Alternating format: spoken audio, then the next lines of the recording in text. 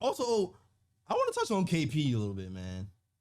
I want to touch on KP a little bit before we close out the show. KP seems to have been on like an apology tour a little bit. He's grown now. He has his facial hair, so that's proof, you know. And I know he was talking about his tenure with the Knicks, and I'm paraphrasing because I don't remember word for word what he said, but he made mention of how he would handle things differently, and he had people in his ear before that he was listening to telling him how to do things, and he felt like that made him move in a certain way and do things that he probably regrets now. He's going to be a free agent. And it seems like I don't know. He maybe he matured. Who knows? I've been on the KP the Snake train for a long time. All right. But me myself, I can even recognize when a kid is being a kid and he's matured into something else. I can recognize. I can say to myself when I was 19, 20, versus what I'm 25, 26, and I'm not 25, 26 right now. Let me tell you that. That I matured more, and I probably did some things that I shouldn't have done, and I've grown. Now, the question remains, though. I see some Knicks fans saying they would still rather have KP start for the Knicks and not have Mitch here, and that's when I have to pump the brakes. That's when I have to pump the brakes. Even if he is sorry, I'm sorry, guys. I still feel like Mitch is a better fit for this team. Let me know if I'm crazy. But I'm looking at the stats, right? Stats say Knicks top 10 on defense. Largest reason why, Quentin Grimes, Mitch Robinson. Top 10 on offense, right? Why are we top 10 on offense? We are bottoms of the league in shooting 3-point shots. I think we're at 25. Bottom of the league in field goal percentage, I think like 24. Yet, number one in second chance points.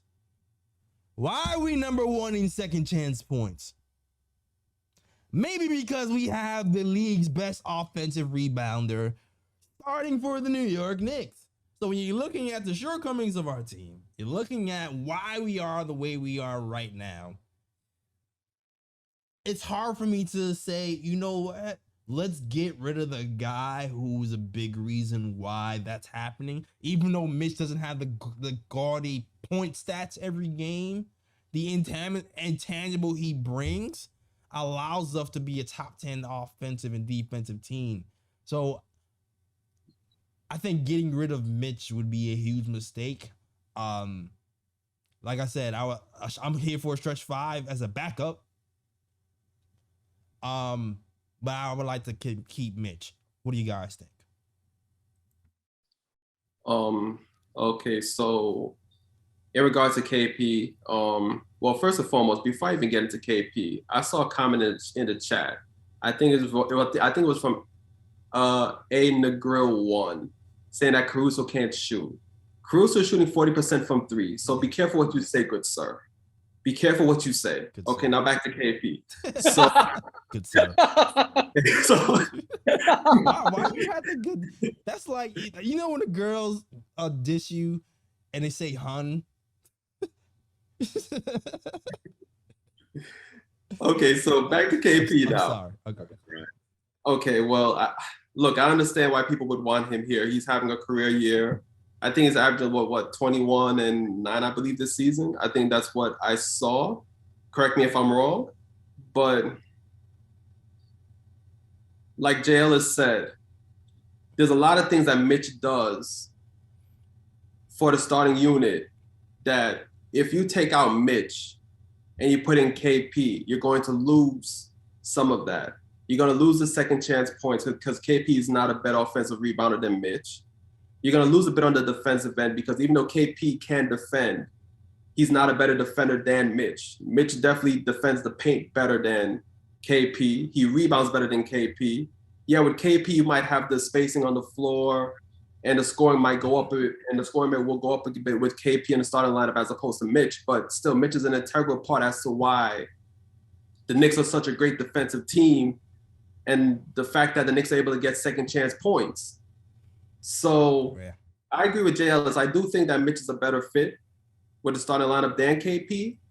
And also, like I also mentioned this after the Wizards game because, as you know, Knicks fans in DC are crazy.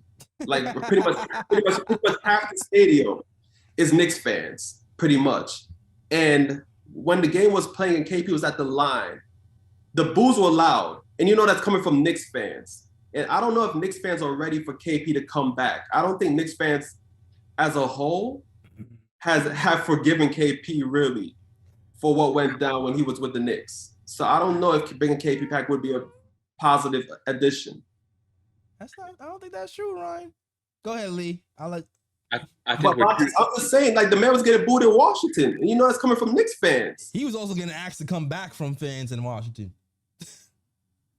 And if you're on Knicks Twitter, well, I don't know how big a section Knicks Twitter is to the rest of the world.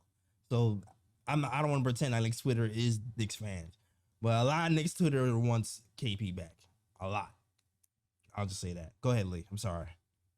I think our front court is too solidified to bring in like that unknowable element into the starting lineup because KP would want to start. He's too young in his career to be comfortable coming off the bench. I also think Mitchell Robinson would not be comfortable coming off the bench. I think that would cause chaos and issues in the locker room when Mitch has been here. Kind of a starter since he was a rookie in second year, but a definite starter for the last 3 seasons. He's a part of that rotation. He has the knowledge and the chemistry with those other 4 starters, and Tibbs really trusts him to be the anchor of his defense and has schemed the defense around Mitchell Robinson's abilities. That would be a really huge change of a point of attack to bring in KP over Mitch, and you would lose a lot in terms of toughness, rebounding, defensive interior defense, but also identity. KP's game is no longer like what the Knicks are. We've moved in a completely different direction of his style of play. He's more of a finesse player. He likes playing 5 out. He's more comfortable in the perimeter than he is in the post. Even though it would add some great opportunities for spacing, I think he would give up way too much on defense, and his attitude, and most importantly, his injury history. Yes. You really want to depend on a guy who's injured and can't play a full season, damn near not even a 75% of a season. That ship has sailed. We're not going to get him on a cheap contract. It's going to be over 25 million on this Nets deal. It doesn't make sense financially. It doesn't make sense for the future. Let's go after guards and wings, not bigs. Pudge says pick and pop. You mean pick and pop kneecap? Because that man is never healthy. All right. Oh, wow. Savage. This is an all-time show from Jay Ellis. The roast on this show, bro. Oh man. I don't know if it's early, what it is, man. The boy's been on fire today.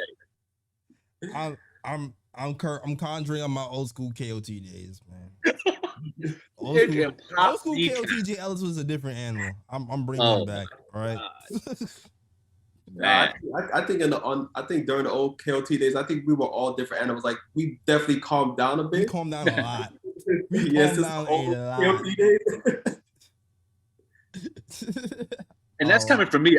I'm huge on the stretch 5. I believe in that as an integral part of the modern NBA. Yeah. And I like Mitch, but I have never been one of his biggest supporters. And even I'm saying no. You got to put Mitch over KP. Yeah, I agree. This made sense. Stretch 5 on the bench for me. Stretch 5 that's fine too. Yeah, and man. KP ain't it. Not at $25-30 million. He ain't going to set that role. Absolutely not, yo. Absolutely not. All right, yo. Salute to the chat. Shout out to Pudge. Shout out to Craig Ward. Shout out to who else is in the chat? Malachi, I see you in here. Shout out to Queen's Place. Shout out to Mind Cushion. Shout out to Anna Grill. Everybody else is rocking the show. I know Fritz says you want to get on the queue. Go ahead, Fritz. I'm closing it out and then we'll close out the show.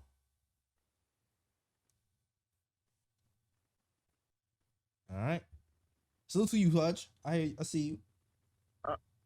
Hey, how's it going? What's going on, Fritz? Fritz. Yeah, I just wanted to comment on the KP situation.